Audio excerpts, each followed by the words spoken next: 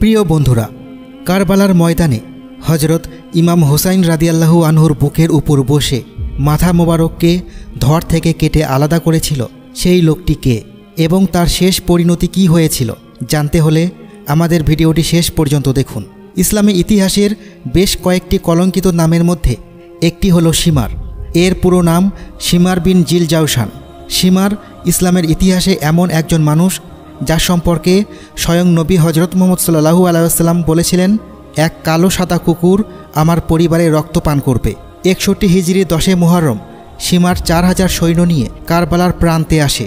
জানা যায় যে শিমারই ইমাম হোসেন রাদিয়াল্লাহু আনহুকে শহীদ করে এবং নিজের ঘোড়ার মাধ্যমে তার শরীরকে পদদলিত করে।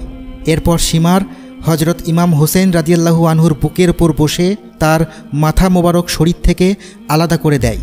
শিমার বিন জিলজাওশান ছিল জাবার বিন কালাব গোত্রের বনি আমের বিন সাসা বংশের লোক, আর এই কারণে তাকে আমেরি, জাবারি এবং কালাবি বংশের সাথে সম্পৃক্ত করা হয়ে থাকে। তার পিতার নাম ছিল সুরাহবিল বিন আওয়ার বিন আমরু। শিমার বিন জিলজাওশান ছিল ইমাম আলী রাদিয়াল্লাহু আনহুর সেনাবাহিনীর একজন সেনা ছিল। সিফফিনের যুদ্ধে সে ইমাম আলী রাদিয়াল্লাহু আনহুর পক্ষ থেকে যুদ্ধ করে।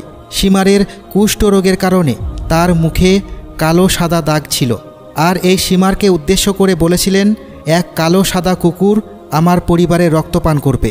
যখন ইমাম হোসেন রাদিয়াল্লাহু আনহু কারবালার প্রান্তে পৌঁছান তখন তিনি পরিস্থিতি নিয়ন্ত্রণে আনার চেষ্টা করেন, কিন্তু তখন শিমার হজরত ইমাম হোসেন রাদিয়াল্লাহু আনহুর বিরুদ্ধে ইবনে সাদকে যুদ্ধ করতে উদ্বুদ্ধ করে।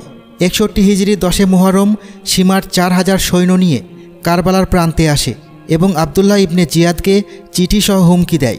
শিমার সেই বাহিনীর কমান্ডার ছিল। শিমার আর আব্বাস বিন আলী রাদিয়াল্লাহু আনহু একই গোত্রের ছিল। জানা যায় আব্বাস বিন আলী রাদিয়াল্লাহু আনহুর মা ছিলেন শিমারের বোন। এরপর 9 মুহররম শিমার হজরত হোসেন রাদিয়াল্লাহু আনহুর কাছে আসে এবং জিজ্ঞেস করে, আমার ভাতিজা কোথায়? এই কথা শুনে আব্বাস, আবদুল্লাহ, উসমান এবং জাফর বেরিয়ে এসে জিজ্ঞেস করে, তুমি কি চাও? শিমার বলে, আমি তোমার জীবন বাঁচিয়ে দিব, তাই তোমার জন্য এটাই ভালো হবে, তুমি আমার সাথে চলে আসো। এই কথা শুনে তারা শিমারকে অভিশাপ দেয় এবং বলে যে আমরা যদি শত জীবন পাই তারপরেও আমরা আমাদের জীবন হোসেন রাদিয়াল্লাহু আনহুর জন্য কোরবানি দিতে পারি, এবং তারা শিমারের সাথে যেতে অস্বীকার করেন। মুহররমের 10 তারিখে যখন হজরত ইমাম হোসেন রাদিয়াল্লাহু আনহু সৈন্যবাহিনী নিয়ে শিমারের মুখোমুখি হয় এবং নবী করিম সাল্লাল্লাহু আলাইহি ওয়াসাল্লামের ভালোবাসার বাণী শোনাতে শুরু করে দেয়, তখন শিমার তাদের এরকম কিছু করতে বাধা প্রদান করে।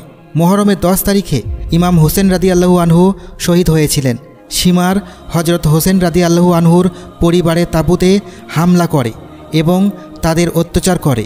জানা যায় শিমার হজরত হোসেন রাদিয়াল্লাহু আনহুকে শহীদ করে এবং নিজের ঘোড়া দিয়ে হোসাইন রাদিয়াল্লাহু আনহুর শরীরকে পদদলিত করে তাকে অসম্মান করে এবং তার বুকের উপর বসে তার পবিত্র মাথাকে কেটে ফেলে। এই ঘটনার পর মুক্তা সাকাফি যখন হজরত ইমাম হোসেন রাদিয়াল্লাহু আনহুর বিরুদ্ধে অস্ত্রধারী একজনকে হত্যা করেছিল, তখন পাপিষ্ঠ শিমার কুফা থেকে পালিয়ে যেতে চেয়েছিল, কিন্তু এ পাপিষ্ঠের শেষ রক্ষা হয়নি। সে মুক্তা সাকাফি বাহিনীর হাতে ধরা পড়ে যায়। তাকে 2 টুকরা করে মুক্তা সাকাফির কাছে পাঠিয়ে দেওয়া হয়েছিল এবং শিমারের লাশ কুকুরকে খাওয়ানো হয়েছিল।